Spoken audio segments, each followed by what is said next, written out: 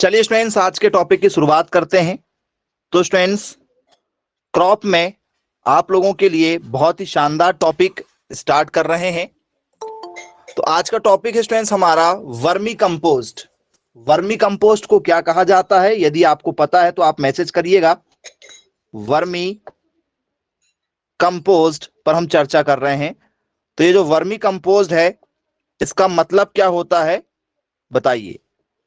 Very good, केंचुआ खाद होता है। बहुत शानदार आंसर आपने दिए हैं। जी हाँ बच्चों, वर्मी कंपोस्ट का ही मतलब होता है आप लोगों का, ठीक है, केंचुआ खाद। तो बोलिए यस सर, केंचुआ खाद। बीच बीच में बहुत सारी स्कीमें भी चलती हैं केंचुआ खाद बनाने की। बोलिए यस सर, बिल्कुल ठीक है। तो जो केंचुआ खाद होता है स्टूडेंट्स, इसके कंपोनेंट से हमसे पेपर में बहुत सारे क्वेश्चन पूछे जाते हैं कि भैया केंचुआ खाद कैसे बनाई जाती है, या वर्मी कंपोस्ट जो है ये एक्चुअल में होता क्या है, किसे वर्मी कंपोस्ट के नाम से जाना जाता है। वर्मी कंपोस्ट की डेफिनेशन पेपर में आ जाती है और वर्मी कंपोस्ट का बहुत ज्यादा यूज भी है। तो सिंपल तरीके से यदि हम वर्मी कंपोस्ट को जाने तो वर्मी कंपोस्ट क्या लिखेंगे हम लोग डेफिनेशन के हिसाब से। तो आइए जरा डेफिनेशन के साथ चलते हैं, ठीक है। डेफिनेशन लिख रहे हैं हम लोग। कार्बनिक पदार्थ, कार्बनिक पदार्थ को केंचुओं द्वारा, कार्बनिक पदार्थ को केंचुओं द्वारा अपघटित करके, अपघटित करके जो अपशिष्ट पदार्थ, जो अपशिष्ट पदार्थ तैयार किया जाता है, तैयार किया जाता है, उसे वर्मी कंपोस्ट कहते हैं। उसे वर्मी कंपोस्ट कहते हैं। तो बोले यस सर, बिल्कुल ठीक है भाई, बन जाएगा। वर्मी कंपोस्ट यदि हमसे पेपर में पूछा जाएगा तो आसानी से बनेगा। मतलब कार्बनिक पदार्थ जो, ठीक है, जैसे खाद वगैरह हो गया कोई भी हमारा, ठीक है, या इसे हम लोग बोल सकते हैं कि भैया जैसे केंचुआ हो गया। केंचुआ क्या करता है? कचरे को, क्योंकि कचरे में जो है वो ऑर्गेनिक, ठीक है, पदार्थ होता है कचरा एक प्रकार का। तो बोले यस सर। तो कचरे वगैरह में क्या कर देते हैं हम लोग? किसको छोड़ देते हैं? केंचुओं को छोड़ देते हैं। तो केंचुए क्या करते हैं? उसको सड़ा देते हैं और धीरे धीरे धीरे धीरे क्या करते हैं उसको, ठीक है, वर्मी कंपोस्ट या केंचुआ खाद में कन्वर्ट कर देते हैं। बोले यस सर, बिल्कुल ठीक है। तो वर्मी कंपोस्ट का मतलब हम लोग क्या लिखेंगे? तो बोले सर, जो ह्यूमन मटेरियल होता है, ह्यूमन का जो वेस्ट मटेरियल निकलता है घरों से, या फिर, ठीक है, एक प्रकार से यदि बोले तो डेयरी फार्म से, तो उनका जो यूज किया जाता है उससे तैयार होता है हमारा वर्मी कंपोस्ट। तो बोले यस, बिल्कुल ठीक है। डेफिनेशन वाइज भी क्या लिखेंगे? Vermi composting, vermi composting is the process, is the process by which worms are used, are used to to convert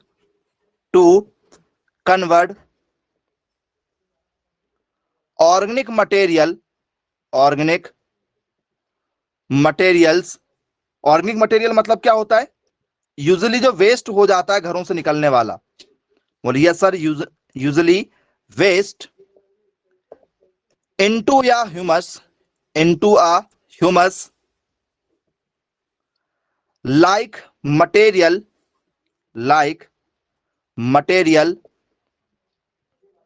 known as, known as vermi compost, known as vermi compost. तो बोलिए yes sir, बिल्कुल sir. Simple तरीके से यदि हम पूछा जाए तो इस तरीके से हमारी क्या हो जाती है? डेफिनेशन बनती है। तो बोले यस, इसको केंचुआ खाद कहा जाता है। इसको क्या कहा जाता है? केंचुआ खाद। अब पेपर में यह सबसे इंपॉर्टेंट है कि भैया केंचुआ खाद में क्या चीजें हमें देखने को मिलती हैं। क्या इसमें हमें नाइट्रोजन मिलेगा? क्या इसमें हमें फास्फोरस मिलेगा? क्या इसमें हमें पोटास मिलेगा? मतलब वर्मी कंपोस्ट में केंचुआ खाद यदि हम बना रहे हैं तो क्या उसमें हमें एनपीके मिलेगा, जो किसान डालते हैं खेतों में एनपीके? क्या इसे बनाने से एनपीके हमें मिलेगा? तो बोले हाँ जी सर बिल्कुल मिलेगा, एनपीके इससे मिल जाएगा हमें। तो एनपीके का रेशियो कितना होगा? यदि हमसे पेपर में पूछ लिया जाए कि भैया क्या इसमें नाइट्रोजन मिलेगा, इसको तैयार करने में हमें नाइट्रोजन मिलेगा, और मिलेगा भी तो कितना परसेंट मिलेगा नाइट्रोजन? नाइट्रोजन कितना परसेंट होता है इसमें? तो सर अलग अलग जगह में वर्मी कंपोस्ट बनाने से अलग अलग बेनिफिट हमें देखने को मिलेगा। तो लगभग कितना? तो सर लगभग बोले 2% के आसपास में, 1.5 से 2.5 तक होता है। 1.5 से 2.5 के बीच में हमें नाइट्रोजन का परसेंटेज देखने को मिल जाता। तो एवरेज यदि हम लिखेंगे तो हम लोग इसे 2% लिख सकते हैं कि भैया एवरेज लगभग 2% के आसपास में। बोलिए यस सर बिल्कुल ठीक है। अब इसमें हमें क्या मिलता है? सर इसमें हमें फास्फोरस भी देखने को मिल जाता है। बोलिए यस सर बिल्कुल ठीक है। इससे हमें क्या मिलता है? फास्फोरस भी प्राप्त होता है। बोले हाँ बिल्कुल फास्फोरस प्राप्त होता है। कितना परसेंट फास्फोरस मिलेगा हमें? वर्मी कंपोस्ट से केंचुआ खाद यदि हम बनाते हैं तो उससे फास्फोरस का मात्रा कितना प्राप्त होगा? सर 1.5% के आसपास में, 1.5% के आसपास में उसमें क्या मिलेगा हमें? केंचुआ खाद में फास्फोरस देखने को मिल जाएगा। तो बोले जी सर बिल्कुल ठीक है। अब यदि मैं बात करूं कि भैया इसमें पोटेशियम कितना मिलेगा हमें? पोटेशियम, जिसे हम लोग पोटेशियम, ठीक है, या पोटास के नाम से जानते हैं, कितना मिलेगा? उसका परसेंटेज कितना होना चाहिए? बोल सर ये भी लगभग लगभग यदि देखा जाए तो ये भी स्टूडेंट्स 1.5% के आसपास में होता है। ये थोड़ा सा ज्यादा हो जाता है, ये 1.8 तक हो जाता है, जिसे हम लोग राउंड फिगर में 1.5 ही लिखते हैं। तो बोले सर ये क्या है? हमारे परसेंटेज हैं जो हमसे पेपर में पूछे जाते हैं कि बताइए भैया एनपीके का रेशियो क्या होगा। तो ये एनपीके का क्या है? रेशियो है। तो बोले यस सर बिल्कुल ठीक है भाई। पेपर में यदि यहां से क्वेश्चन यदि आते हैं तो आप सभी लोगों से क्वेश्चन बनना चाहिए। बोले यस बिल्कुल बन जाएगा, नोट डाउन कीजिए फटाफट। ये इस तरीके के क्वेश्चन आप लोगों को पेपर में देखने को मिल जाते हैं। चलिए अब रेशो यदि पेपर में पूछ लिया जाए, रेशो, तो रेशो क्या होगा? रेशो बताओ, क्या रेशो लिखेंगे आप लोग पेपर में? यदि आपसे रेशो पर चर्चा की जाए कि क्या रेशो होगा, रेशो में बात करें। अब ये तो आपका परसेंटेज हो गया, रेशो में क्या होना चाहिए? इसी को रेशो में लिखेंगे क्या? इसे यदि रेशो में लिखने की बात हो तो इसे रेशो में कैसे लिखोगे?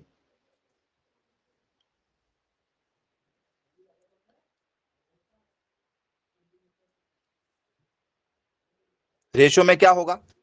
तो सर रेशो में यदि हम लिखेंगे एनपीके को, तो जरा ध्यान से देखिएगा, एन पी और के, एनपीके का क्या लिखना है हमें? रेशियो लिखना है। तो एनपीके का रेशियो क्या हो जाएगा हमारा? तो सर ये होता है 2%, ये होता है हमारा 1.5% या 1.8% होता है, और ये होता है हमारा 1.5%। तो ये क्या हो गया? हमारा एक रेशियो का तरीका हो गया जो हमसे पेपर में पूछा जाता है। तो बोलिए सर ठीक है, 2:1:8, ठीक है, रेशियो 1.5। तो बोलिए यस सर बिल्कुल ठीक है। तो ये एनपीके का रेशियो है किसमें? वर्मी कंपोस्ट बनाने में, केंचुआ खाद बनाने में। ओके चलो ठीक है, क्लियर हो गया। अब स्टूडेंट्स केंचुआ की जो खाद है, ठीक है, ये गोबर खाद से अच्छी है या गोबर खाद अच्छी है? मतलब केंचुआ खाद अच्छी मानी जाएगी या गोबर खाद अच्छी मानी जाएगी? यदि आपसे यहां पर सवाल रखा जाए कि गोबर खाद अच्छी है या केंचुआ खाद अच्छी है, जी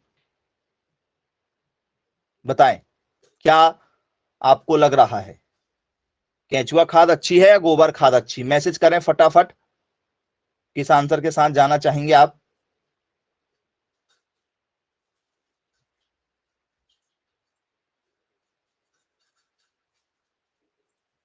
केंचुआ खाद अच्छी है, ये ऐसा आपको लग रहा है?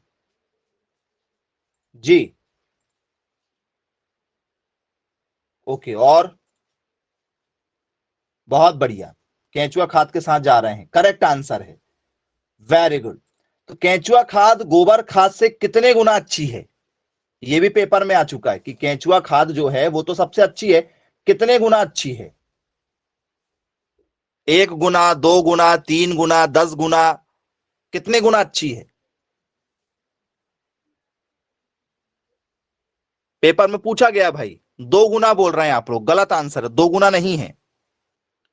एक तरफ आपके पास में क्या है, एक तरफ आपके पास में है, ठीक है, केंचुआ खाद, वर्मी कंपोस्ट, केंचुआ खाद है, और दूसरी तरफ है आपके पास में क्या, गोबर खाद है, गोबर की खाद है आपके पास में, ठीक है, दोनों इक्वल नहीं है, ठीक है। आपका जो वर्मी कंपोज है, वर्मी कंपोज इसे बोलते हैं हम लोग FYM, फार्म यार्ड मैन्योर, गोबर की खाद।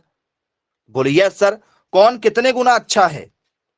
तो केंचुआ खाद से 8 गुना, ठीक है, मतलब केंचुआ खाद जो है वो गोबर खाद से, गोबर खाद से कितना गुना अच्छा है? 8 गुना अच्छा है, ये माना गया है साइंटिफिक। ये भी एक क्वेश्चन पेपर में पूछा जा चुका है कि भैया फसलों में रोग प्रतिरोधक क्षमता को उत्पन्न करना, और गोबर खाद से लगभग 8 गुना अच्छा इसे माना जाता है। और जिस खेत में केंचुआ खाद डाला जाता है उस मिट्टी की जल धारण क्षमता, मतलब वाटर एब्जॉर्प्शन कैपेसिटी, जिसे हम लोग बोलते हैं जल धारण क्षमता, याद रखिएगा, जल धारण क्षमता, जल धारण क्षमता। अब जल धारण क्षमता मतलब क्या होता है? वाटर, ठीक है, holding capacity, water holding capacity या वाटर एब्जॉर्प्शन कैपेसिटी। यहां पर हम लोग क्या बोल सकते हैं? एब्जॉर्प्शन भी बोल सकते हैं, होल्डिंग या एब्जॉर्प्शन दोनों शब्द का यूज किया जाता है। मतलब क्या होता है कि यदि किसी खेत में खाद नहीं डला है तो पानी क्या हो जाता है, आसानी से बहकर दूसरे के खेतों में चला जाएगा या फिर नदी नाले के माध्यम से वो बाहर निकल जाएगा। लेकिन जिसमें केंचुआ खाद डली होती है तो इसकी जलधारण क्षमता बढ़ जाती है, मतलब ये पानी को सोख कर रखेगी, मृदा स्ट्रक्चर में सुधार होगा, मतलब मिट्टी आपकी उर्वरक बनेगी, रोग प्रतिरोधक क्षमता बढ़ेगी, मतलब उसमें आपके रोग नहीं लगेंगे, उन फसलों में आसानी से रोग नहीं लगेंगे, बूस्टर का काम करेगी ये। तो बोले यस सर बिल्कुल ठीक है। अब ये भी पेपर में पूछा गया है स्टूडेंट्स कि केंचुआ जो है, ठीक है, केंचुआ से बन रहा है ये, तो केंचुए का आपसे यहां पर, ठीक है, केंचुआ जो है वो किस में आएगा आपका, मतलब कौन से किंगडम में चला जाएगा? एनिमल किंगडम में चला जाएगा, क्योंकि वो प्लांट तो है नहीं, प्लांट के लिए हम लोग वनस्पतिक नाम का यूज करते हैं, बॉटनिकल नेम का, और जो एनिमल होते हैं उनके लिए हम लोग किसका यूज करते हैं? तो सर उसके लिए हम लोग यूज करते हैं हमारा साइंटिफिक नेम का। तो केंचुए का यदि मैं आपसे बात करूं कि भैया आप मुझे क्या बताइए, इसका साइंटिफिक नेम बता दीजिए, केंचुए का साइंटिफिक नेम क्या होता है? जी मैसेज करें फटाफट, केंचुए का साइंटिफिक नेम क्या होना चाहिए आपके हिसाब से? फेरिटिमा पास्तुमा, ओके जी, बहुत बढ़िया। केंचुए का यदि आपसे यहां पर वैज्ञानिक नाम पूछ लिया जाए,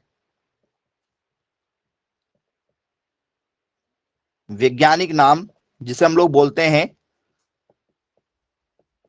साइंटिफिक नेम, ज्यादा डिटेल में नहीं जाएंगे, सिर्फ साइंटिफिक नेम तक ही जाएंगे।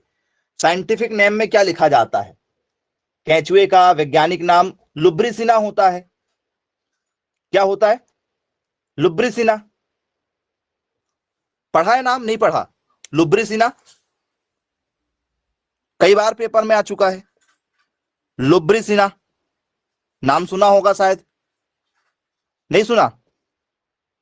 बोलिए यस सर बिल्कुल सुना है, लुब्रिसिना। ये पेपर में पूछा जा चुका है, केंचुए का वैज्ञानिक नाम, what is the scientific name of केंचुआ, क्या होता है? लुब्रिसिना। चलिए, ये कौन से संघ में आता है? संघ, संघ कौन सा है इसका? संघ को हम लोग बोलते हैं फाइलम। ये लगातार कई बार पेपर में पूछा गया क्वेश्चन है, ये वाला क्वेश्चन पेपर में कई बार आ चुका है। ये कौन से संघ से बिलोंग करता है?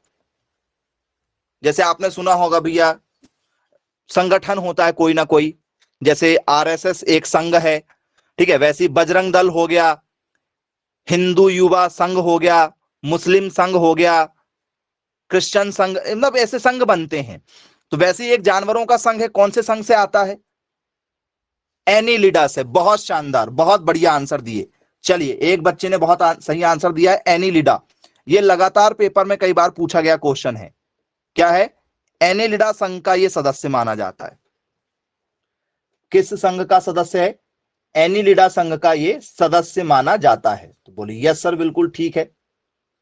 अब यदि मैं आपसे बात करूं कि भैया केंचुए के अध्ययन करने को क्या कहा जाता है, यदि मान के चलो बड़े होके आप क्या बन गए, एक रिसर्च, ठीक है, वाले आप एक, ठीक है, डॉक्टर बन गए मान चलो, क्योंकि डॉक्टर बनोगे तो रिसर्च करोगे, क्योंकि नाम के सामने डॉक्टर तभी लगता है जब आप क्या करोगे, रिसर्च करोगे, पीएचडी वगैरह करने जाओगे, ठीक है, फेलोशिप वगैरह लोगे, बीएससी करोगे, फिर एमएससी करोगे, एमएससी करने के बाद में पीएचडी करोगे।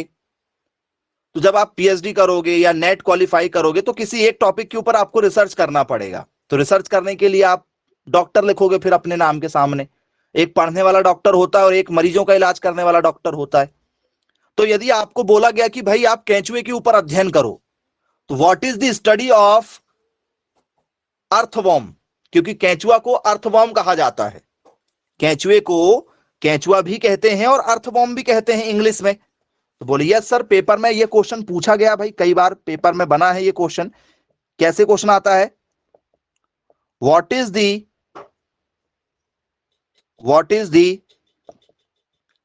स्टडी ऑफ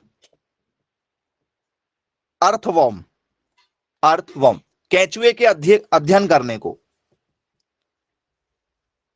केंचुए, या ऐसा लिखना है तो ऐसा भी लिख सकते हैं इसको हम लोग, केंचुए के अध्ययन करने को, अध्ययन करने को, केंचुए के अध्ययन करने को क्या कहते हैं? क्या कहते हैं? क्या कहते हैं भाई केंचुए के अध्ययन करने को? Vermi culture. वेरी गुड, बहुत शानदार आंसर, बहुत शानदार आंसर जी। बच्चों अभी जो हमने लिखा था वही होगा, क्योंकि वर्मी कंपोस्ट बनाया जा रहा है तो वर्मी कल्चर ही इसको कहा जाता है। वर्मी और सामने जुड़ गया यहां पर कल्चर। बोलिए यस सर, वर्मी कल्चर। अब ये जो वर्मी कल्चर है कौन सी भाषा का शब्द है? क्योंकि नाम के साथ में जुड़ा है कल्चर, नाम के साथ में कल्चर शब्द जुड़ा है, और जिसके नाम के साथ में कल्चर जुड़ा हुआ होता है वो किस भाषा का शब्द होता है आपको पता है? जिस नाम के साथ में कल्चर जुड़ा होगा समझ जाना कि वो कौन सी भाषा का शब्द है, लैटिन भाषा का शब्द है। बोले यस सर, बिल्कुल ठीक है। जिसके नाम के सामने कल्चर होगा वो होगा हमारा लैटिन भाषा। तो बोले जी हां सर, बिल्कुल ठीक है। एक एक चीजें हमें क्लियर होती जा रही हैं। तो ठीक है भाई, वर्मी कल्चर कहलाता है। केंचुए के अध्ययन को यदि आप करोगे तो हम इसे वर्मी कल्चर मान लेंगे। चलिए, क्लियर हो गया। अब स्टूडेंट्स, ठीक है, एक चीज और नोटिस कीजिएगा आप लोग, कुछ बच्चों ने, ठीक है, इसका जो वैज्ञानिक नाम है जरा ध्यान से देखिएगा, मैं आपको टॉपिक की गहराई में लेके जाऊंगा। अब वैज्ञानिक नाम है, साइंटिफिक नेम है, तो साइंटिफिक नेम में बहुत सारे बच्चों ने जो करेक्ट आंसर दिया है, और यदि आप इसको, ठीक है, सर्च वगैरह भी करके पढ़ेंगे यदि कहीं से, ठीक है, तो यदि आप गूगल वगैरह भी कर लो तो आपको एक ही नाम देखने को मिलता है, रुब्लिसिना। ये नाम आपने लिखा? बोले यस बिल्कुल सर, ये आंसर हमने दिए भी, कुछ बच्चों ने दिए थे, ठीक है। लुम्ब्रिसिना आपने इसमें नाम दिया? बोले हाँ बिल्कुल, लुम्ब्रिसिना दिया। अब कई बार आपको लुम्ब्रिसिना नाम नहीं मिलता, लुम्ब्रिसिना नाम नहीं मिलता। ये लुम्ब्रिसिना नाम जो है वो ऑल ओवर दी वर्ल्ड है। पूरे विश्व के जो केंचुए हैं, अलग अलग केंचुए, टोटल केंचुओं की जो है वो 700 प्रजाति है। कितने प्रकार के पाए जाते हैं पूरे विश्व में केंचुए? टोटल कितनी स्पीसीज है इनकी? टोटल कितनी स्पीसीज है बच्चों? लगभग 700 प्रकार के केंचुए पाए जाते हैं। बोले यस सर, बिल्कुल ठीक है। लेकिन जिसमें से मात्र 293 केंचुए ही हैं जो किसान के लिए उपयोगी माने जाते हैं। मतलब बाकी केंचुए जो हैं वो किसान के लिए उपयोगी नहीं माने जाते हैं। सिर्फ कितने माने जाते हैं? 293 जो अर्थवॉर्म है यही सबसे अच्छे माने जाते हैं। तो अलग अलग केंचुए के लिए अलग अलग वैज्ञानिक नाम अलग अलग लोगों ने रखा। ऑल ओवर यदि वर्ल्ड की बात करें तो लुम्ब्रिसिना नाम चलता है। बोलिए सर, लुम्ब्रिसिना बन जाएगा। लेकिन कहीं कहीं आप लोगों को, कुछ कुछ बुकों में आप लोगों को, ठीक है, कुछ बच्चों ने एक नाम और दिया था, उस नाम पर भी हम चर्चा कर रहे हैं इस कारण से। एक नाम है स्टूडेंट्स हमारा फेरिटिमा, फेरिटिमा, ठीक है, पोस्टुमा। क्या इस आंसर के साथ आप जाना चाहोगे? एक और नाम है फेरिटिमा का, फेरिटिमा ही है, फेरिटिमा का फेरिटिमा ही है।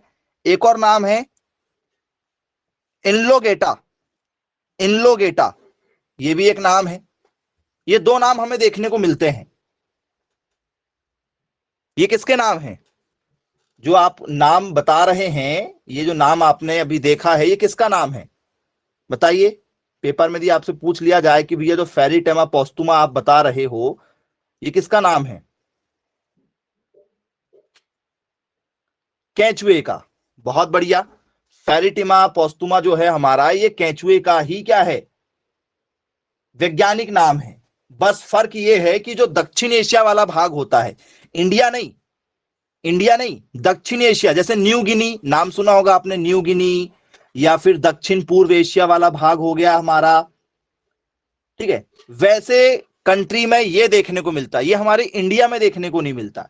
लेकिन फिर भी यदि आपको ये नाम तो कभी पेपर में नहीं पूछा गया है, ठीक है, ये नाम जरूर पूछा गया है। इसका नाम याद रखिएगा आप लोग, नाम है इसका, ठीक है, सॉरी, फेरिटिमा, फेरिटिमा पोस्टुमा, फेरिटिमा पोस्टुमा, ये आपको नाम देखने को मिल जाता है केंचुए का। वनस्पतिक नाम कि वैज्ञानिक नाम? बोल सर वैज्ञानिक नाम। वनस्पतिक नाम पौधों का होता है, और जंतुओं की यदि हम चर्चा करेंगे तो उसमें नाम आ जाता है हमारा, ठीक है, साइंटिफिक नेम। तो बोले यस सर, बिल्कुल क्लियर है भाई। ओके, ये तो होगी आपकी पूरी की पूरी बेसिक जानकारी, ठीक है। अब हम चर्चा कर लेते हैं स्टूडेंट्स, केंचुए का जब जनन होता है, जैसे केंचुआ पैदा हुआ, तो केंचुआ कैसे पैदा होगा, कैसा होगा केंचुआ? जब पैदा होता है केंचुआ, तो क्या केंचुआ लाल रंग का होता है, या केंचुआ आपका पीले रंग का होता है, या सफेद रंग का होता है, कैसा होता है केंचुआ? क्योंकि जब तक हम केंचुआ नहीं समझेंगे, तो हमें केंचुए की खाद बनाना नहीं समझ में आएगा कि केंचुए की खाद हमें कैसे बनाना है। लाल होता है। ओके, चलिए ठीक है भाई, क्लियर है। चलिए, केंचुआ लाल होता है। और कोई कहना चाहते कि केंचुआ लाल होता है? लाल केंचुए के साथ कौन कौन जाना चाहता है कि सर केंचुआ लाल ही होता है? जी, सभी बच्चे कह रहे हैं केंचुआ लाल होता है। चलिए, अच्छी बात है भाई, केंचुआ लाल होता है। बहुत बढ़िया, करेक्ट आंसर है कि केंचुआ लाल होता है। चलो, केंचुए को हमने लाल कर दिया। और उसमें कुछ खास केंचुए में जो आपको नजर आता है? तो सर जब हम केंचुए के बारे में जब चर्चा करते हैं, तो केंचुए में एक कॉमन बात होती है, ठीक है, कि केंचुआ जो होता है स्टूडेंट्स, वो जब पैदा होता है तो वो होता है हमारा, ठीक है, लाल रंग का। किस रंग का होता है केंचुआ जब पैदा होता है? तो लाल रंग का होता है। बोले यस सर, बिल्कुल ठीक है। अब स्टूडेंट्स, केंचुआ क्या खाता है? केंचुआ क्या खाता है? ये पेपर में हमसे पूछ लिया जाए केंचुआ क्या खाता है, केंचुए का फेवरेट क्या है? चलिए जरा मुझे बताइएगा, केंचुआ क्या खाना पसंद करेगा? केंचुआ जो है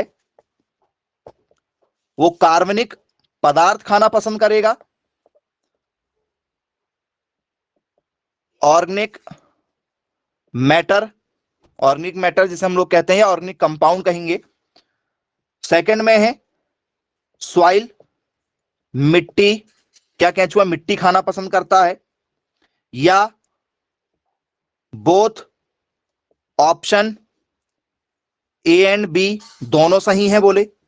या डी नंबर का जो है, ठीक है, वो है आपका नन ऑफ दीज, केंचुआ ये कोई चीज नहीं खाता है, ठीक है, कोई भी चीज नहीं खाता केंचुआ इनमें से।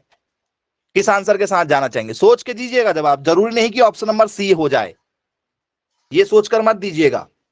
केंचुए को कभी मिट्टी खाते देखा है किसी ने? जी, किस आंसर के साथ जाएंगे आप मैसेज करें फटाफट। ऑप्शन नंबर ए के साथ देखा है, ओके।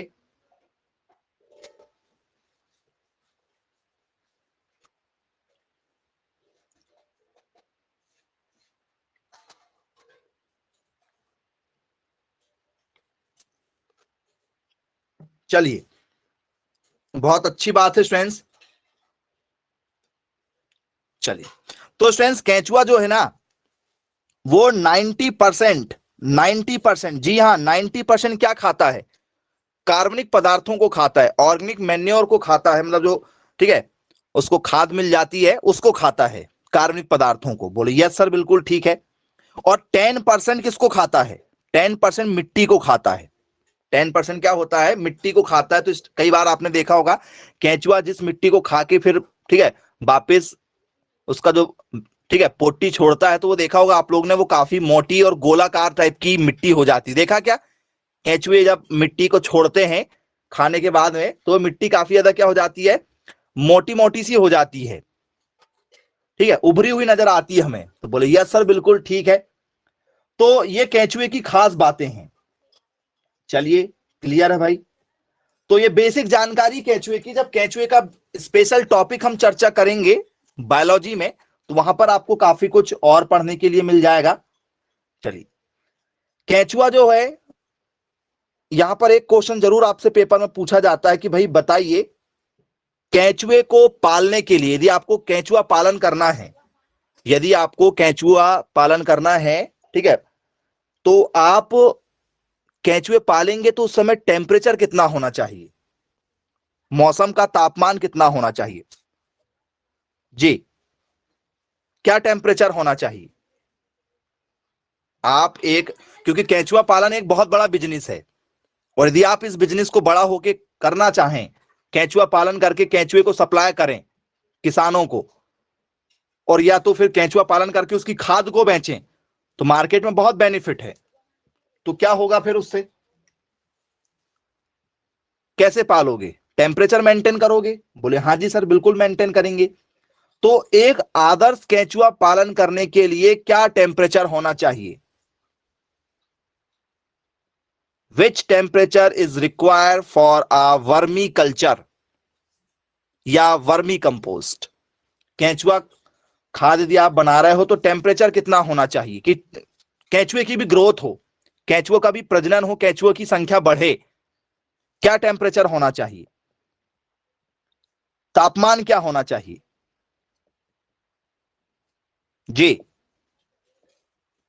किस टेम्परेचर पर यह चर्चा की जाएगी कि भैया केंचुआ पालन बहुत अच्छे तरीके से होगा?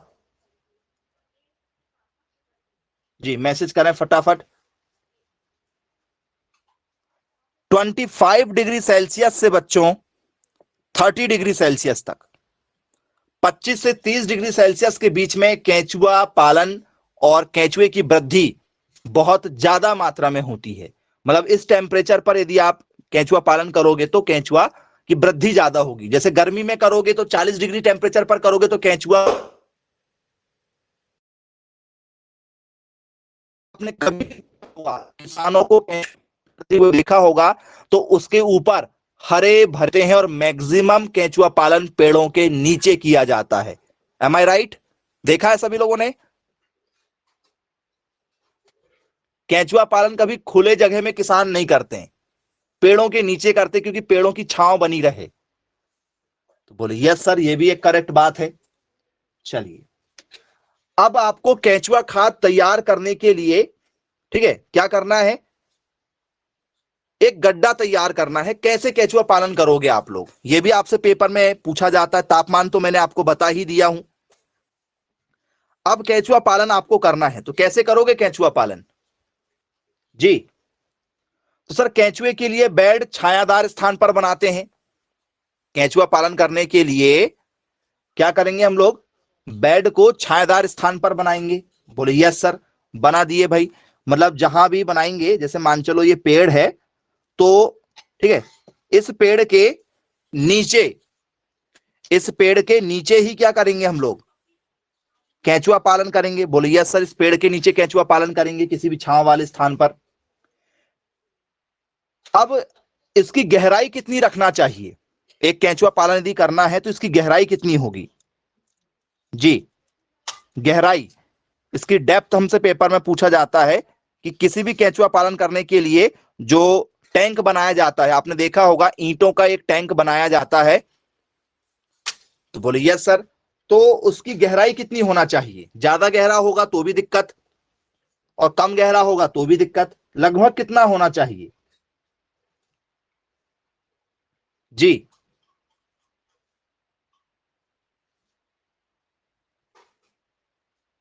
लंबाई ज्यादा से ज्यादा रख सकते हो आप, लंबाई की टेंशन नहीं है।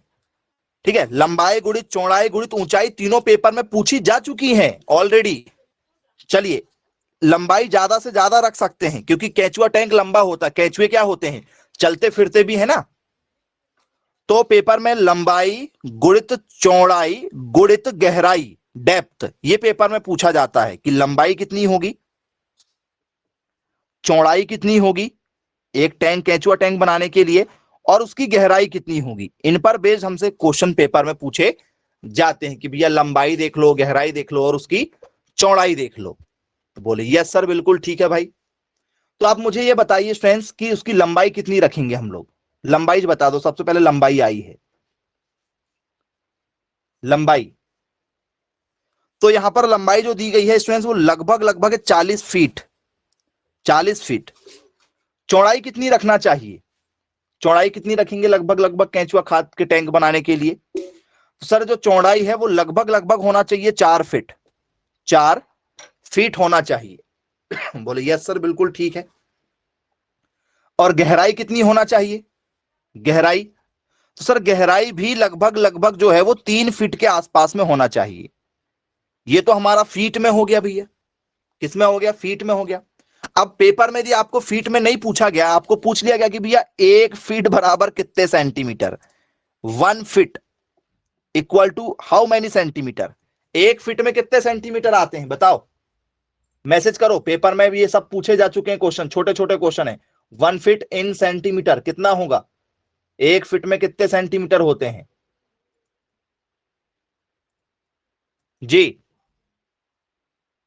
सेंटीमीटर की बात हो रही है। 30.5 या 30.48, एक्चुअल में 30.48 होता है, उसे हम 30.5 बोल सकते हैं। कितना होता है वो? 30.5 लिखते हैं राउंड फिगर में। यदि आपसे फीट में ना पूछ के सेंटीमीटर में पूछेगा तो आपको क्या करना है? 30.5 से क्या करना है? 30.5 से क्या कर देना है? उसमें मल्टीप्लाई कर दो, वो किस में हो जाएगा आपका? तो सर हमारा आंसर जो है वो फिर किस में जाएगा? सेंटीमीटर में जाएगा। तो बोले यस, बिल्कुल बनेगा। यहां से यदि पेपर में क्वेश्चन पूछा जाएगा तो नोट डाउन कर लीजिए आप लोग। चलिए, ये भी क्लियर है यदि पेपर में आता है तो। चलिए, बनेगा बोले। अब इसके बाद में जब हम केंचुआ खाद तैयार करेंगे तो केंचुए की खाद बनाने के लिए नमी कितना रखना चाहिए? मतलब, क्योंकि आपने देखा होगा गर्मी में और ठंड में आपको केंचुए नजर नहीं आएंगे। गर्मी में आपको केंचुए नजर नहीं आते हैं, और ठंड में भी नहीं आएंगे, और बारिश में नजर आते हैं। या फिर गर्मी में नजर कहां आएंगे? बोले सर जिनके खेतों के नीचे क्या हो, नमी ज्यादा हो। या तो आपने देखा होगा आपके घरों में, गांव वगैरह में देखा होगा आप लोगों ने कि आपके घर में कहीं कोई टैंक मैंक बना हुआ है जहां पर ठंडक रहती है हमेशा। तो उस ठंडक के स्थान पर आप लोगों को केंचुए नजर आ जाते हैं। ठंडक वाले स्थानों पर, घर के बाहर यदि कोई ऐसी जगह यदि हो, ठीक है, या फिर आपने कोई गार्डन वगैरह बनाया हो, तो वहां पर कोई भी ऐसी चीजें यदि आप मिट्टी को थोड़ा सा क्या करके देखोगे, खोद कर देखोगे थोड़ा बहुत, तो आपको वहां पर गर्मी में भी नजर आ जाएगा। लेकिन कहा? जहां पर नमी हो। तो बोले यस सर, बिल्कुल ठीक है। तो एक एक अच्छी केंचुआ खाद बनाने के लिए वहां पर मॉइस्चर की जरूरत पड़ती है। वहां पर क्या होता है, हमें नमी की जरूरत पड़ती है। तो नमी कितना रखना चाहिए? एक केंचुआ खाद बनाने के लिए हमें कितनी नमी की आवश्यकता होगी? 50%, 20%, 100%, या कोई नमी की आवश्यकता नहीं होगी? जी, क्या कहना चाहेंगे आप?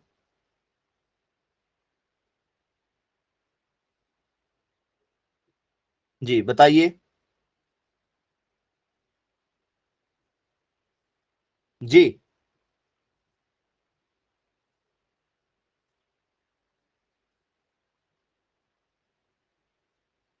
कितना परसेंट देना चाहेंगे आप? मैं आपको ऑप्शन दे रहा हूं, 20, 30, 40, 50। मैसेज करें फटाफट। किस आंसर के साथ जाना पसंद करेंगे आप? 50%? नहीं, गलत आंसर है 50। 20, 30, 40 और 50, ये चार दिए गए हैं जिसमें से 50 गलत है।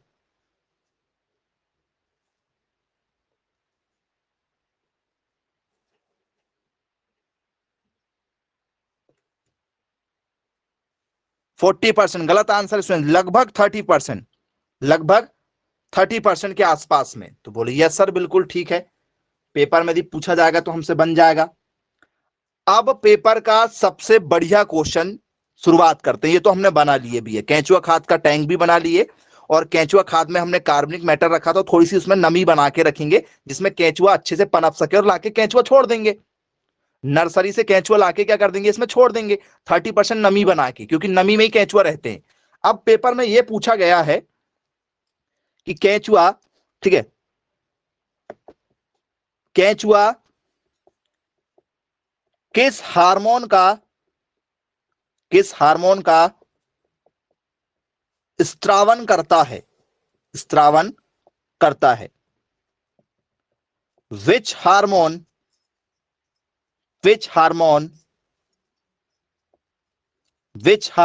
is produced by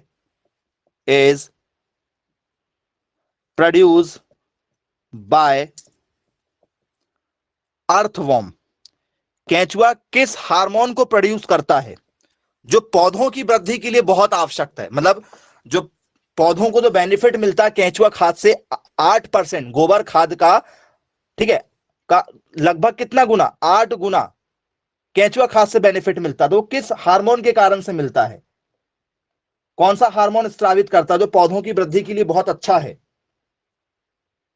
खाद्यान्न फसलों के लिए बहुत अच्छा माना जाता है, सब्जियों के लिए बहुत अच्छा माना जाता है? जी, किस हार्मोन का स्राव करता है केंचुआ? जैसे इंसानों को पसीना निकलता है तो वो ही एक प्रकार का हार्मोन से स्रावित होता है पसीना। बोले यस सर बिल्कुल ठीक है।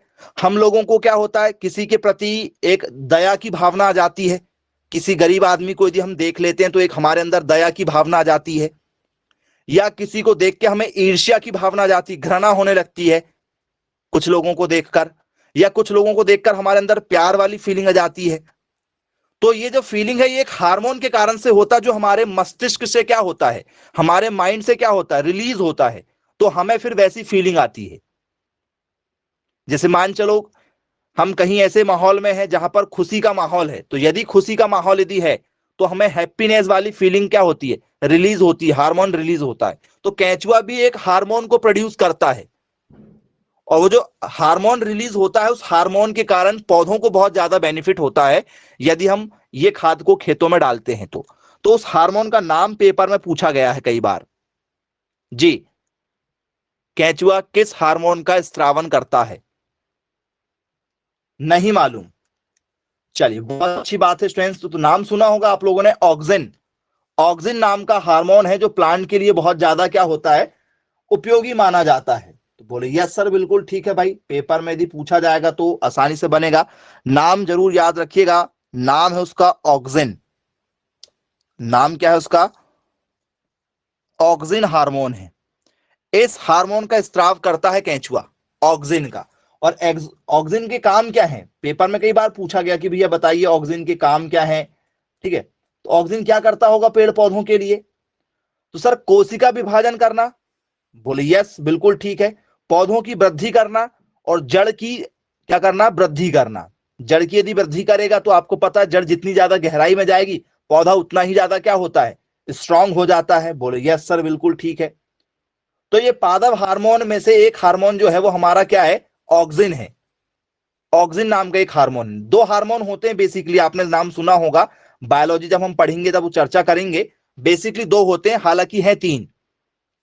वृद्धि करने वाले हार्मोन में आता है एक ऑक्सिन, एक आता है जिब्रेलिन, और एक आता है साइटोकाइनिन। ये तीन हार्मोन होते हैं। पेपर में आपको ऑप्शन मिलेंगे, जैसे आपको ऐसा ऑप्शन मिल जाए ऑक्सिन, दूसरा मिल जाए मान के चलो आपको कौन सा, जिब्रेलिन, जिब्रेलिन मिल जाए। बोले यस बिल्कुल ठीक है, जिब्रेलिन हो गया। तीसरा आपका हो गया साइटोकाइनिन, साइटोकाइनिन, और डी नंबर का हो गया ये सभी, ये सभी। तो इसमें से कौन सा करेक्ट होगा सर? ऑक्सिन नाम का हार्मोन जो है ये केंचुआ रिलीज करता है, लेकिन ऑक्सिन, जिब्रेलिन और साइटोकाइनिन ये तीनों जो है वो प्लांट ग्रोथ करने वाले हार्मोन हैं। जिस पौधे के अंदर ये तीनों हार्मोन रहेंगे वो पौधा बहुत जल्दी ग्रोथ करेगा, वो पौधा बहुत जल्दी ग्रोथ करेगा। तो पौधों की वृद्धि करने वाले हार्मोन माने जाते हैं ये तीनों के तीनों, ऑक्सिन, जिब्रेलिन और साइटोकाइनिन, ये पौधों की वृद्धि करने वाले हैं। बोले यस सर बिल्कुल ठीक है, तीनों वृद्धि करेंगे। अब जो वृद्धि को रोकता है, क्योंकि चर्चा हो रही तो हम यहीं पर चर्चा करेंगे, प्लांट की ग्रोथ को रोकने वाले हार्मोन कौन कौन से हैं? तो 3 हार्मोन है जो पौधों की वृद्धि को रोक लेते हैं। नाम जरूर सुना होगा आप लोगों ने, इथाइलिन नाम सुना है, ये पौधों की वृद्धि को रोकते हैं। जिस पौधों में ये हो जाए, ये वाला हार्मोन आ जाए तो उसकी वृद्धि रुकने लगती, पौधा बढ़ेगा नहीं। कई बार आपने देखा होगा, अरे हमारे घर का पौधा तो बहुत दिन का लगा हुआ है, उसकी हाइट ही नहीं बढ़ रही है या उसमें फल ही नहीं लग रहे हैं, तो ये उसकी वृद्धि ही नहीं होने देते हैं। दूसरा है आपका एब्सिसिक एसिड, ये जो हार्मोन है ये भी पौधों की क्या करता है, वृद्धि करता है, और ये लगातार पेपर में पूछे जाने वाले क्वेश्चनों में से एक इंपॉर्टेंट क्वेश्चन है। और तीसरे नंबर का है आपका मैलिक हाइड्राजाइड, नाम सुना होगा आप लोगों ने, मैलिक हाइड्राजाइड के नाम से इसे जाना जाता है, जिसे हम लोग बोलते हैं एमएच, मैलिक हाइड्राजाइड। तो बोले यस सर बिल्कुल ठीक है, नाम सुना हुआ है हमने। तो पेपर के पॉइंट ऑफ व्यू से ये सब के सब क्या है, इंपॉर्टेंट है। जो ऑक्सिन होता है, ऑक्सिन क्या करेगा? ऑक्सिन पर यदि हम और चर्चा करें कि भैया ऑक्सिन क्या करेगा, और बताइए ऑक्सिन क्या करेगा, क्या करना चाहिए ऑक्सिन को? और तो सर नई पत्तियां जब निकलती हैं, नई पत्तियां जब निकलती हैं, ठीक है, तो नई पत्तियों की वृद्धि करना, जब आपने देखा होगा जब कोई नई पत्ती खिलती है तो उसकी कलियां होती हैं, फिर धीरे धीरे पत्ती क्या होती है, बड़ी हो जाती है। पहले जब कोई नई पत्ती निकलती तो वो हल्की सी पीले रंग सी नजर आती है, फिर धीरे धीरे वो हरे हरे रंग की हो जाती है, डार्क हरी हो जाती है। तो बोले यस सर बिल्कुल ठीक है। तो ये सारे काम ऑक्सिन के होते हैं। बोले बिल्कुल बनेगा सर। जिब्रेलिन की वैसे ही काम है, तनों का, बीजों का निर्माण करना जिब्रेलिन का काम होता है। तो ये बहुत ही इंपॉर्टेंट है पेपर के लिए, याद रखना, सबके सब क्वेश्चन पूछे गए हैं। चलिए अब इसमें चर्चा कर लेते हैं स्टूडेंट्स हम लोग, ठीक है। ये पूरा का पूरा आपको केंचुआ खाद के बारे में हमने आपको चर्चा किए हैं। इसके बाद कुछ खास, ठीक है, इसमें हम चर्चा करेंगे खलियों की खाद, खलियों की खाद पर चर्चा करेंगे। ये दूसरे नंबर का टॉपिक है हमारा आज का, बहुत ही बढ़िया टॉपिक ये भी है, खलियों की खाद, जिसे हम लोग बोल सकते हैं केक्स मैन्योर। केक्स मैन्योर, ये आप लोग जो केक काट के हैप्पी बर्थडे मनाते हो ना, ये वो वाला केक नहीं है ना, ये खली वाला है। जानवरों को पसंद होता है केक, ठीक है। आप लोग जो केक खाते हो वो भी केक है और ये भी एक केक है, दोनों केक है। एक को इंसान खाता है, दूसरे को जानवर खाते हैं, ठीक है। ये जानवरों की क्या है, खली है। चलिए बोले यस सर बिल्कुल ठीक है, खलियों की खाद।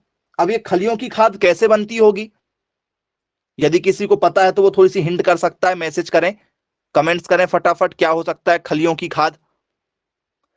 तो स्टूडेंट्स यदि आपके घरों में सोयाबीन यदि होता होगा, या आप लोगों के घरों में स्टूडेंट्स मूंग क्या बोलते हैं उसको, सरसों होती होगी, सरसों, या आपके घरों में, ठीक है, तिलहन कोई फसल होती होगी, तेल वाली कोई फसल यदि होती होगी, तो जैसे सोयाबीन बेसिकली होता है, तो सोयाबीन से तेल निकलता है, सोयाबीन, हाँ अलसी भी होती है, तो सोयाबीन का तेल निकलता है। तो सोयाबीन के तेल निकालने के लिए आपको सोयाबीन कहां लेके जाना पड़ेगा, तो सर सोयाबीन के तेल को निकालने के लिए हमें सोयाबीन जो ऑयल फैक्ट्री है वहां पर लेकर जाना पड़ेगा सोयाबीन को।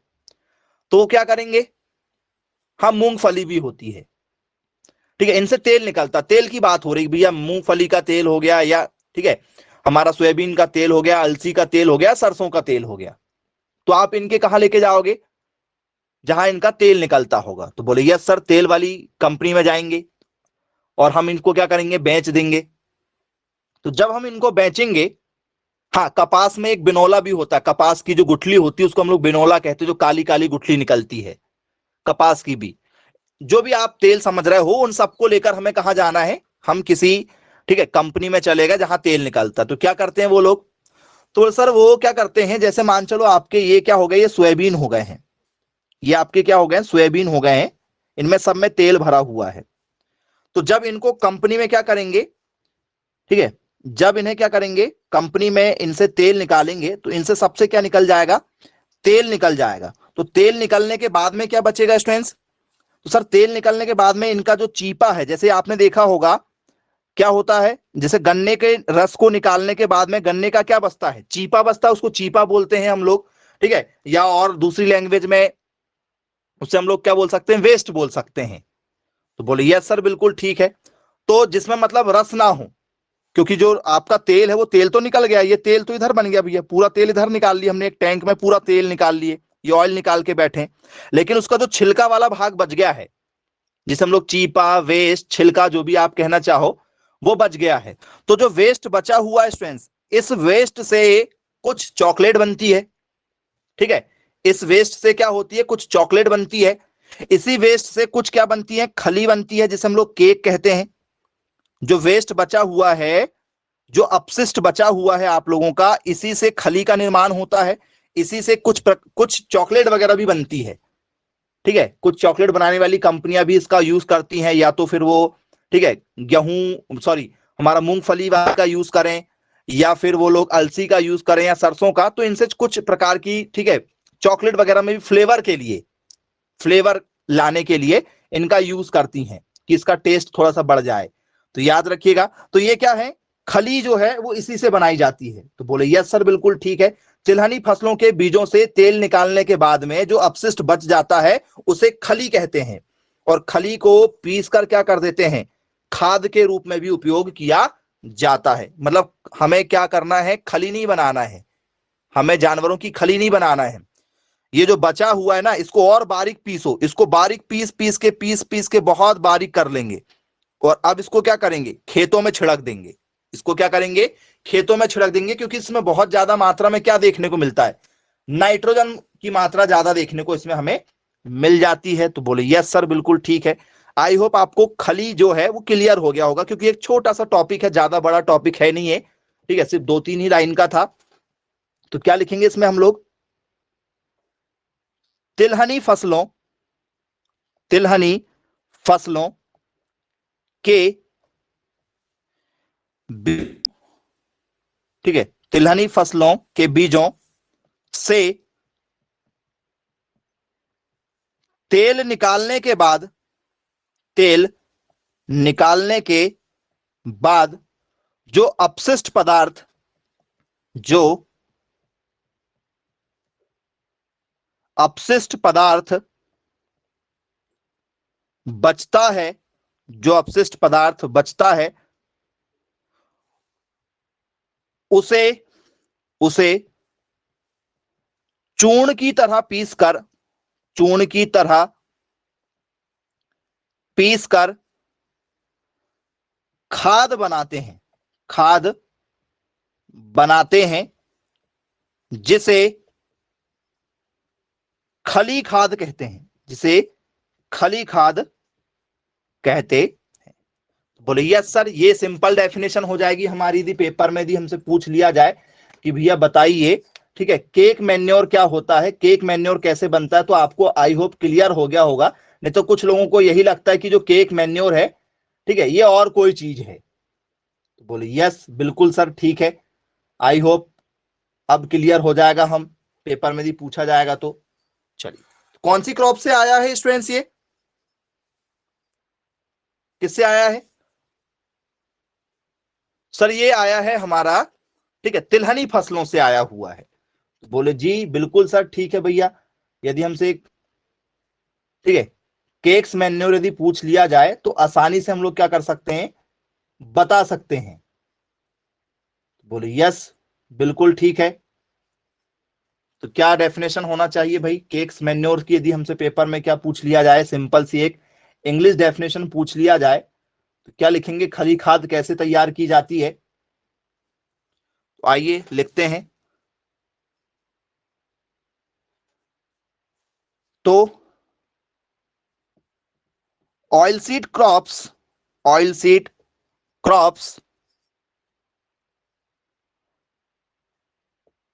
Dried waste to be used as to be used as a cakes manure cake manure. बोलिए यस सर। जो ऑयल सीड क्रॉप्स होती हैं उसका जो ड्राई वेस्ट होता है, सूखा अपशिष्ट पदार्थ होता है, उससे क्या बनाई जाती है, केक मैन्योर बनाई जाती है। तो बोले जी बिल्कुल सर ठीक है भाई, पेपर में हमसे पूछे जाते हैं ऐसे क्वेश्चन लगातार, तो हमसे बन जाएगा। चलिए अब इसमें कौन कौन सी फसलों का बेसिकली यूज कर लेते हैं, हम लोग कर लेते हैं। तो इसमें कुछ खाने वाली भी आ गई, जैसे सोयाबीन मैंने आपको बताया, सरसों बताया, नारियल भी आ जाएगा कि नारियल, नारियल नारियल का भी तेल निकलता है, नारियल आ सकता है इसमें। बिनौला भी यूज करते हैं, आ जाएगा। मूंगफली भी आ जाएगी। बोले यस सर बिल्कुल ठीक है। तो ये केक मैन्योर का बहुत ज्यादा यूज है। आइए जरा चर्चा करते हैं। टॉपिक बहुत मजेदार है, पढ़ा भी आप लोगों ने है, लेकिन कौन सी चीज केक मैन्योर में आती है ये हमें बिल्कुल ठीक है अच्छे से पता नहीं होता। आइए अब हम बात कर रहे हैं इसके एग्जाम्पल की। एग्जाम्पल में पहला जाएगा हमारा खाद्य, ठीक है, खाद्य, ठीक है, खलियां, खाद्य खलियां, मतलब खाद्य खलियां मतलब क्या हो जाएगा हमारा, जिसे हम लोग क्या करते हैं, ईट करते हैं, जिसे हम लोग खाते हैं, तो एडिबल वाला भाग आ जाएगा। बोले हाँ सर बिल्कुल ठीक है, जिसे हम लोग क्या करते हैं, एडिबल करते हैं। तो एडिबल क्या हो जाएगा हमारा, केक्स हो जाएंगी। एडिबल केक्स किस किस से बनाई जाती हैं, जिनको खाया भी जाता है। तो सर एक एग्जाम्पल तो हो गया सर इसका बिनोला, एक एग्जाम्पल हो गया बिनोला। दूसरा हो गया हमारा कौन सा, बोल सर मूंगफली। एक हो गया बिनोला, दूसरा हो गया मूंगफली, तीसरा हो गया हमारा सरसों, सरसों हो गया। फिर क्या हो गया स्टूडेंट्स, आपका एक एक और नाम आता है तारा मीरा, तारा मीरा करके आता है एक नाम। और एक होता आपका नारियल, एक होता आपका नारियल। बिनौला सबने देखा, कपास में से निकलता बिनौला, कपास की जो गुठलियां निकलती हैं, ठीक है, रुई के बाद में जो भाग बचता है वो आपका बिनौला होता। देखा सबने बिनौला, नहीं देखा है? वो सर देखा है हमने बिनौला कैसे होते हैं, कपास के अंदर में से निकलते हैं, नहीं देखा है? चलो दिखाते हैं, ठीक है, दिखाते हैं आपको बिनौला कैसे होता है। तो जब रुई में से रुई रुई आप अलग कर लोगे, मैं आपको सभी चीजें एक एक करके दिखाता हूं, आपको क्लियर हो जाएगा। तो फ्रेंड्स जब आप रुई में से रुई रुई को क्या कर लोगे, अलग कर लोगे, तो उसके बाद में क्या होता है, उसका एक भाग बचेगा। रुई को अलग करने के बाद में उसकी गुठलियां बचती हैं, अंदर बीज बचता है, कपास का बीज बचता है। उसकी रुई निकालने के बाद में कभी यदि रुई के खेत के आसपास जाना यदि हो तो देखना, तो इसको फिर पीस लेते हैं, उससे बनती हमारी खली। तो बोले यस सर बिनौला की खली, बिनौला की खली आपने जरूर देखा होगा, ठीक है, हर बच्चे बच्चे ने देखा, हर किसान ने देखा है बिनौला की खली। बिनौला की खली ये है, कोई मना नहीं कर सकता कि हमने नहीं देखा। एक डेयरी फार्म चलाने वाला हर बच्चा बच्चा जानता है, हर किसान जानता है बिनौला की खली। सबसे ज्यादा दूध का प्रोडक्शन इसी खली को खिलाने में होता है। मूंगफली देखा है, सरसों देखा ही आप लोगों ने? बोले हाँ सर बिल्कुल देखा है। अब ये तारा मीरा क्या होता है, यदि आपसे पेपर में पूछ लिया जाए कि भैया तारा मीरा क्या है जी, तारा मीरा का यदि प्लांट आपसे पूछ लिया जाए कि भैया तारा मीरा किसे कहते हैं, तो स्टूडेंट्स एरोका सटाइवा के नाम से इसे जाना जाता है। मैं आपको दिखाता हूं, ठीक है, तारा मीरा को हम लोग क्या कहते हैं स्टूडेंट्स, इसको कहते हैं हम लोग एरोका सटाइवा आ जाता है। तो बोले यस सर बिल्कुल ठीक है। अब जैसा आपकी सरसों होती है ना, जैसे आपकी सरसों होती है सेम वैसे ही ये होता है। मैं आपको दिखा देता हूं, इसके बीज भी आप एक बार देख लीजिए। सबसे पहले आप इसके बीज देखिए कि इसके बीज होते कैसे हैं, ठीक है, आपको क्लियर हो जाएगा। सभी चीजें आपको पता होना चाहिए। ये सर क्या है, तारा मीरा के बीज हैं, ये क्या है आपके तारा मीरा के बीज हैं। इसका पौधा दिखाता हूं मैं आपको, कि इसका पौधा कैसा होता है। तो जैसे सरसों का पौधा होता है वैसे ही क्या होता है, इसका भी पौधा होता है। ये देखिए इसके फूल, फूल देखकर ही समझ में आ जाएगा कि इसका पौधा कैसा होगा। तो बोले यस सर। सरसों के जैसे ही छोटे छोटे बीज इसके होते हैं, तारा मीरा होता है। तो बोले यस सर, बिनोला हो गया आपका, मूंगफली हो गया, सरसों हो गया, तारा मीरा हो गया, और नारियल आपका कोकोनट हो गया। बोले यस बिल्कुल सर ठीक है। अब जो आपने यहाँ पर बिनोला देखा है स्टूडेंट्स, बिनोला को आपने देखा होगा, ठीक है। तो बिनोला को और क्या किस नाम से जानते हैं स्टूडेंट्स हम लोग, बिनोला को क्या कहते हैं?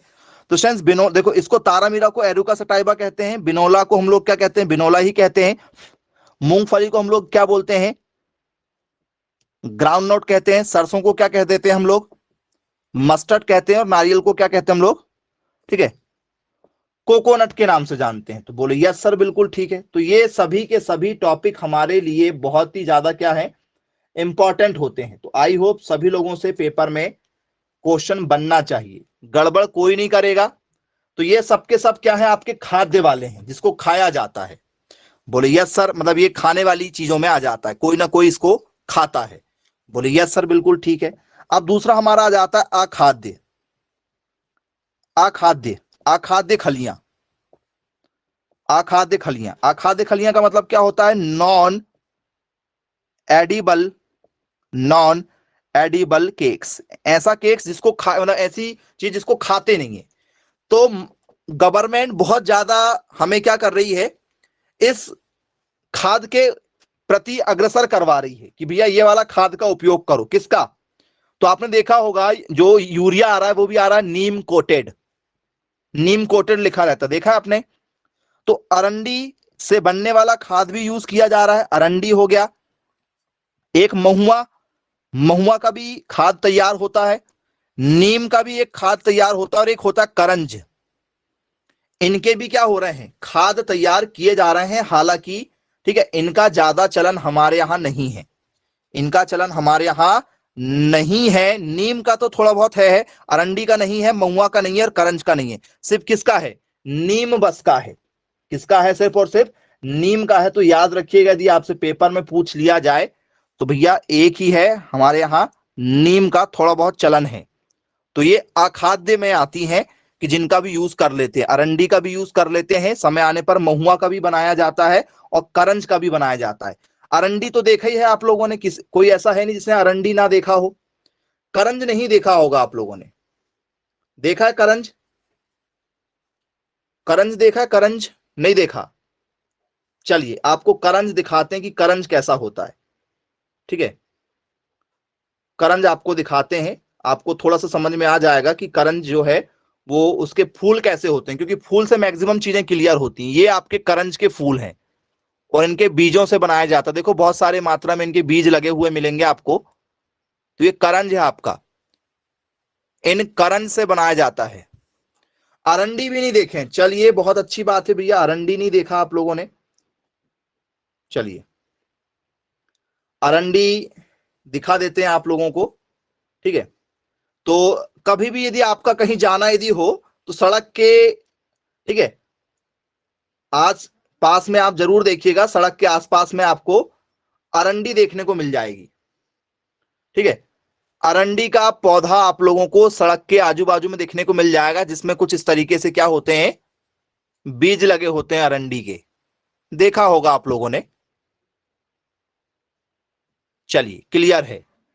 तो ये आपका अखाद्य हो जाता है। बोले यस सर बिल्कुल ठीक है। तो ये जो टॉपिक है स्टूडेंट्स आपका, आज हमने आपको केंचुआ खाद बताया और आपको बताया कि जो खली खाद होता है ये कैसे तैयार किया जाता है। दोनों पेपर में लगातार पूछे जाने वाले टॉपिक में से हैं, ये आपसे बनना चाहिए। तो ठीक है स्टूडेंट्स, मिलेंगे फिर कल की क्लास में। Bye bye, take care.